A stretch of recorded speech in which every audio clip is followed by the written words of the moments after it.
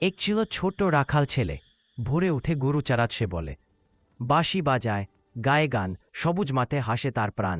দিন কাটে খেলা আর গানে, গরুরা খায় ঘাস আনন্দে। রাহাত নামে সেই রাখাল বালক, মনটা তার নির্ভয় খুবই চালাক। একদিন হঠাৎ আকাশ ঘেনায়, বুর বনে বাঘের গর্জন শোনায়। গরারর শব্দে কেঁপে যায় চারিদিক। রাহাতের বুকেও লাগে সামান্য ভয় একটুকু ঠিক। গরুগুলো দৌড়ে পালায় ভয়ে, রাহাত দাঁড়িয়ে থাকে নিজের জায়গায়। লাঠিটা তুলে বলে জোরে, বাঘ ভাই, কাছে এসো না গো আমার গরুর ঘরে। বাঘ থামে তাকায় কৌতূহলে। এই ছেলেটা ভয় পায় না নাকি বলে। রাহাত তখন সাহস নিয়ে বলে, আমি রাখাল, আমার দায় গরুরগুলো সকল মিলে। বাঘ এক মুহূর্ত থেমে যায়, তারপর ফিরে জঙ্গলে ঢুকতে চায়। রাহাত হাফ ছাড়ে, গরু ফিরে আনে, আকাশে তখন সূর্যে হাসে প্রাণে। গ্রামে ফিরে সবাই শোনে খবর, রাহাত নাকি বাঘকে করেছে পরাজিত এবার।